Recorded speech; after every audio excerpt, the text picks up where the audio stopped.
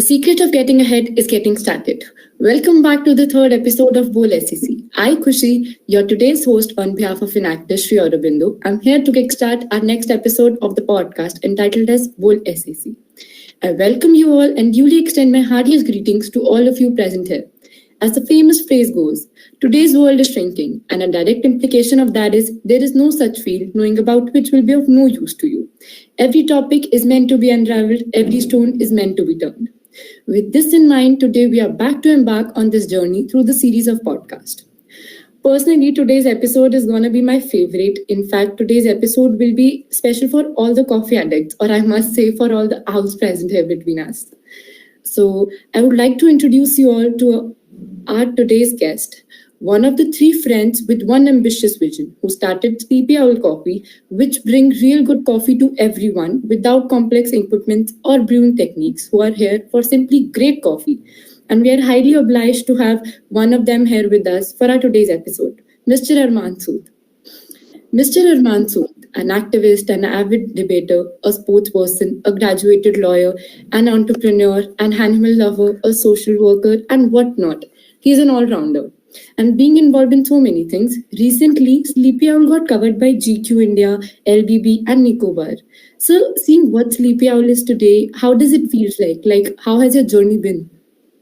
Firstly, thank you, Khushi. Thank you so much for such a well-researched introduction to you and your team. It's been a long time since someone has remembered my days of environmental activism, social activism, law, So thank you so much for introducing me so well. It's been a fantastic journey. I started Sleepy Owl in 2016 after graduating law school. And the last 6 years, it's been a joyride full of ups and downs, exactly how life should be, right? It hasn't been easy, but it's been very, very rewarding. We've had the opportunity to create something that people consume, that people love, that, people relate to and engage with, right? So, I think all businesses are important that solve problems and add value. But we have been in a very special position to create something that people consume on a daily basis, right? And therefore, it's allowed our brand to become a lot more relatable to our consumer. And we've seen that brand love come across to us, right? It's been exciting, Khushi. And, when we started, we started kind of like how you guys spoke about Enactus, right? Like you invested your own money, you want to solve the problem, you take the baby steps, right? And over the course of our journey, we have grown significantly. We've raised money from investors to be able to fuel the growth of the business. We've been through 2 rounds of pandemic, and as they say, 90% of startups fail in their first year, right? So I'm glad that we made it to year 6, and we continue to caffeinate the country.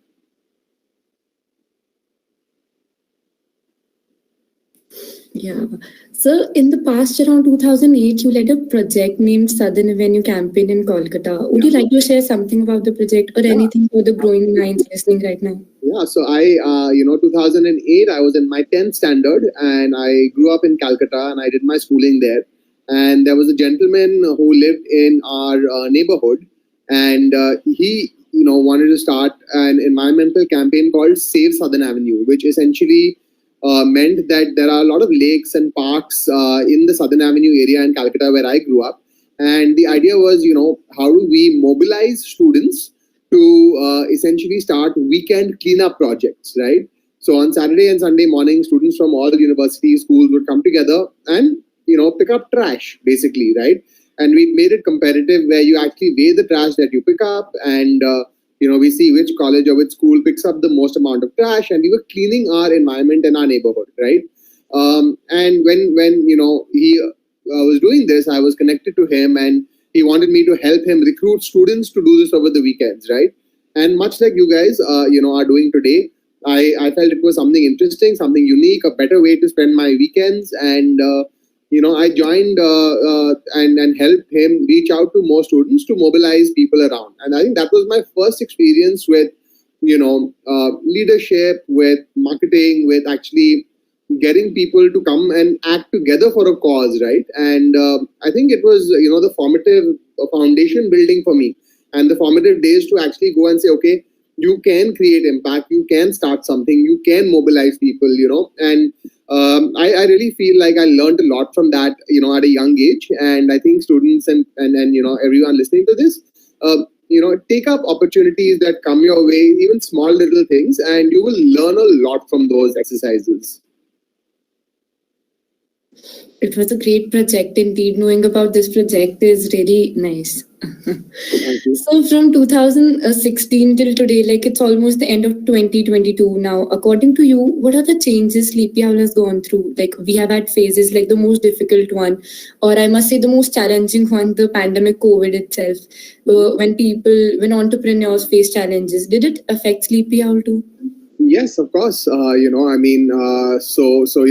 would say first phase of our journey was 2016 to 2019, right? Those 3 years were foundation years of our business. We were slowly learning about FMCG, learning about F&B, learning about how to run a business, how to run manufacturing of, the products that we were making. And it was a very enlightening journey, right? Especially for people like, we graduated law school and straight away started this business. So we don't come from, these industries or with expertise or experience, right? We were learning on the go.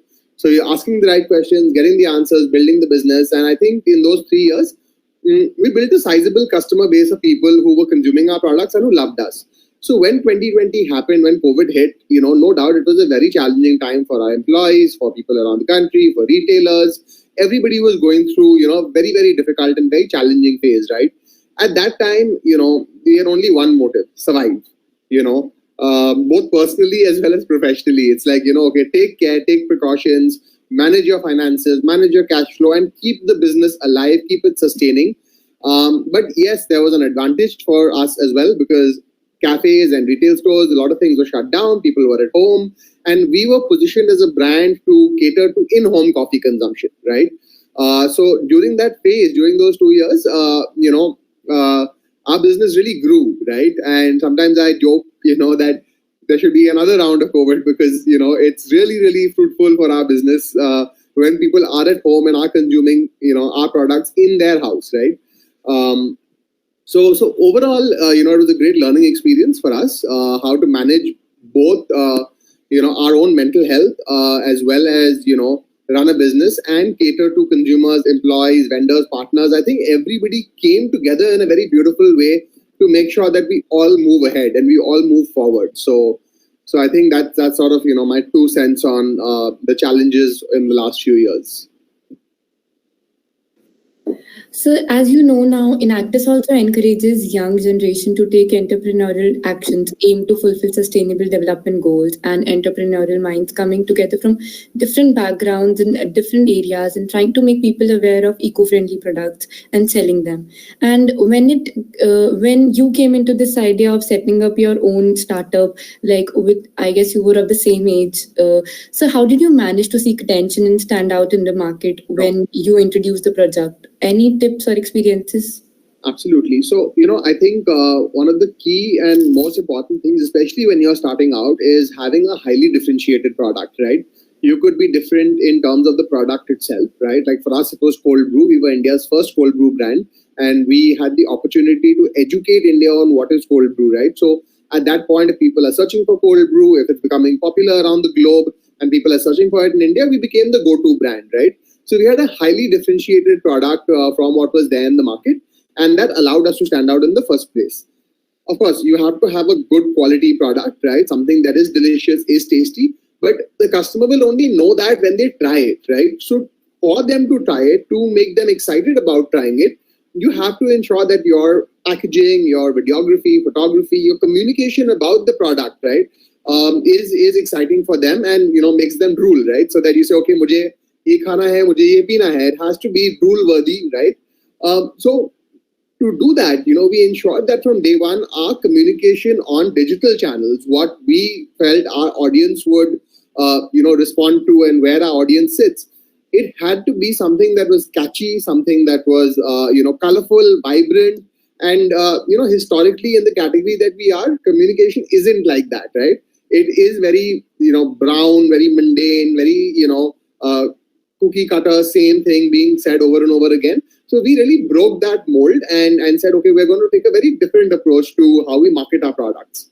So, those are very important aspects of getting that attention in the early days. Having said that, there is no way out of authenticity and transparency, right? You have to be honest and authentic about who you are, where you come from, what you're selling. And I think that, if you're doing it truly, it will resonate with the consumer, with the viewer, right? So I think we're also today at that stage where a lot of people may not have tried Sleepy Owl coffee, but they've heard of Sleepy Owl coffee, right? So I think that's something that we managed to do well. And yeah, I think as the market continues to mature, as more people continue to, explore and experiment with their food and beverage choices, they will come around to trying something that we have to offer. So the brand name Sleepy Owl itself is a very unique and catchy one. And personally, when I saw the brand, it took my attention with just one read.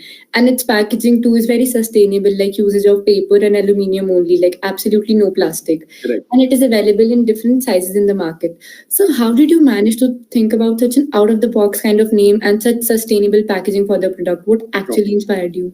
So when we realized, okay, we're launching a consumer brand, right? It was extremely important for us to have a catchy name, to have something that makes you think twice, right? Something that is also memorable and repeatable, right? So let's say someone were to try our product, right? And then, we said, okay, if someone drinks our coffee or tries it and they want to tell their close circle of friends, okay, I tried this, it's tasty, you should try it. It should be memorable. They should, have that imprint in their mind. It should not be, acha yaad nahi aa raha. So for us, when we actually said Sleepy Owl, we said, okay, it connects so well to coffee because, coffee is consumed by those who, are sleepy, are tired, want to stay awake at night. So Sleepy Owl just fit that way, right? And for us, it was very important that it's easy to repeat, it's easy to remember. So it just worked from that perspective. The choice of sustainable packaging was something, we did a little bit later in our journey.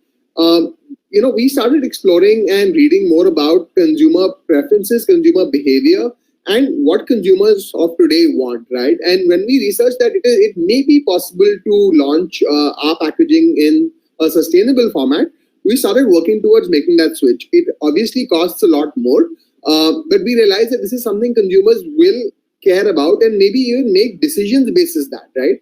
They would want to consume products from brands that care about sustainability.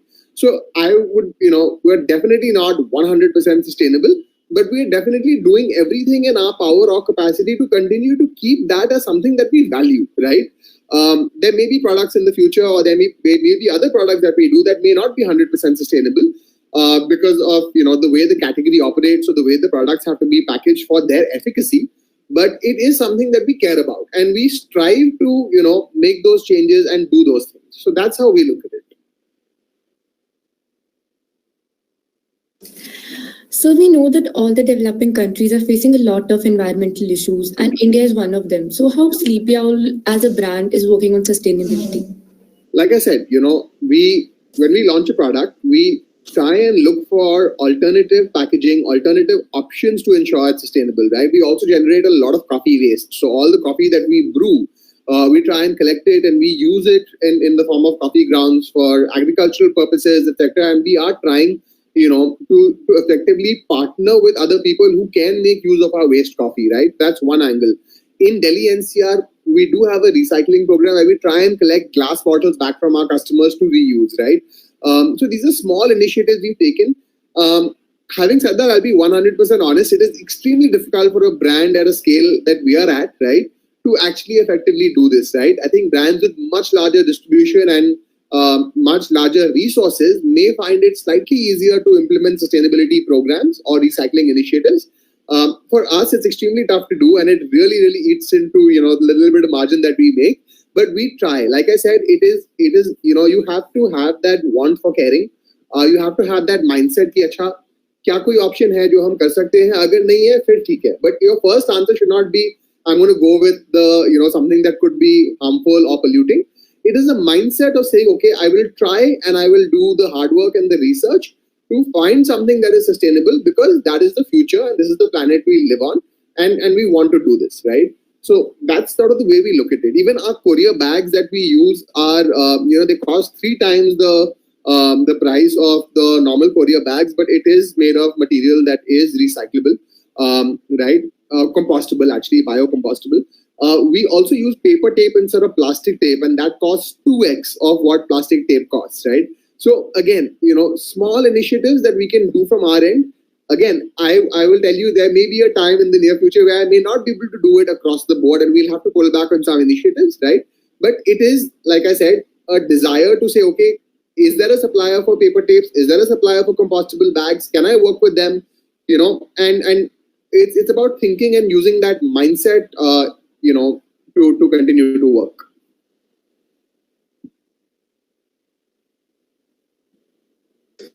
So the ingredients of Sleepy Owl coffee and its taste is very different from other coffee brands. Like personally, I have tried it too, and it's actually different. So what inspired you to choose this technique of coffee making? So like I said, when we started, we said, there are large conglomerates, MNCs, that are selling a certain kind of product for many, many years, right? And that there had to be a way for us to differentiate and stand out in the market. So we said, okay, let's create something that doesn't exist. It may be tough for us in the early years where we have to educate the market, where we have to get people to acquire the taste. And that was what happened with cold brew for us, right? We spent a lot of years, promoting a very unique flavor profile and a unique taste in the market. It had its challenges, and it's been a very, very tough journey because for changing consumer tastes and preferences, it's not something that you do in 3, 5, 7, 10 years. It takes decades for that to happen, right? But that's also important because you have to have a USP and a differentiation from what's already in the market to stand out, right? So we were really, really focused on, the kind of taste that we want to deliver to our customers. And even now, we don't focus on complicating coffee for our consumers by offering a wide range of taste. We say, this is the Sleepy Owl taste. This is what most people enjoy. And this is what we're going to put out there as far as possible. So what made you choose coffee only as your business interest? Was it the growing demand of the coffee amongst the youth these days, or any other personal interest you would like to share? I'd say a little bit of both. So we are coffee drinkers, or we were coffee drinkers ourselves. I grew up not having Complan, Horlicks, and Bonvita. For me, my go-to beverage was, cold coffee without sugar that my parents used to make for me. And that was their way of saying, this is how, you can get milk into his system through coffee. So I grew up having cold coffee. My co-founders, on the other hand, had different behaviors with coffee. Some would prefer going to cafes. One of my co-founders loved using a French press and brewing his own coffee. So we had, different behaviors, and we felt together that there is something that is missing in this market. And when we researched, we realized, hey, there is, going to be demand in India for coffee, because currently we're still a tea drinking nation. Globally, if you look at how the coffee market has evolved, it's grown leaps and bounds, and it's continuing to grow. So like I said, it was a bit of both, a little bit of a personal problem and a little bit of market insight that we got that sort of got us into this business. It's very different knowing your parents only made you drink coffee. No one, these days, no one does. So now we have a quick fun segment for you, if we can conclude with that. Yeah, absolutely. Looking forward to it. So we have a quick rapid fire round. Mm-hmm. Let's do it. Yes. Our first question: 3 things made of plastic that you still use and are guilty. Oh God. I don't use a bamboo toothbrush. I use a plastic toothbrush, and I think that's something that, could change. I also have an electric toothbrush, so that's a little better, I think. Second is, I think when I do order from a lot of brands or businesses, they send their products in plastic, right? So I haven't made that conscious choice of saying, listen, I won't buy from you if you don't have sustainable packaging, right? That hasn't happened yet. I think, maybe in the future, I would say, listen, if you're using plastic, I will not engage with your brand or buy from you. So that shift hasn't happened, and I'm guilty of that. The third would be,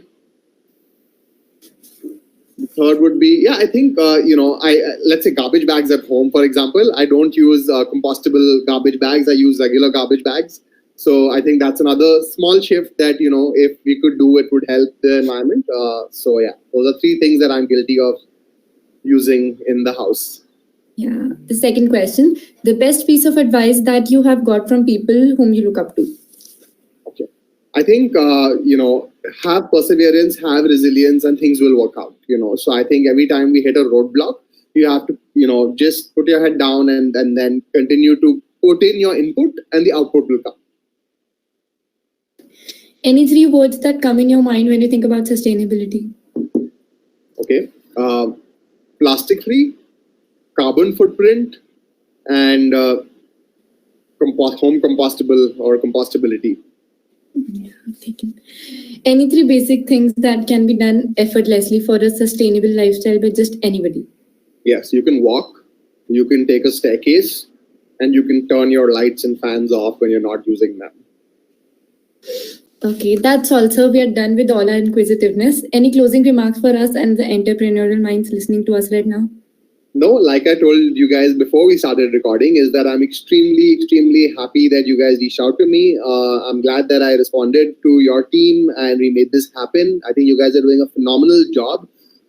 These years when you are in university are your best time to, spend time beyond your coursework, beyond your regular life to apply your mind to things going on around you. So make the most of it. I can tell you that time ain't coming back. So yeah. So thank you so much for your presence and your precious time for our episode today. And I'm very sure everyone present here today listening to us is grateful for your experiences and especially your company. So we hope to have you with us in near future as well with your experience. Thank you, Khushi. And I would just encourage everyone to go check Sleepy Owl out. We're making really good products and we hope you have an opportunity to try it and enjoy it. And that's a shameless sales plug, but that has to be done.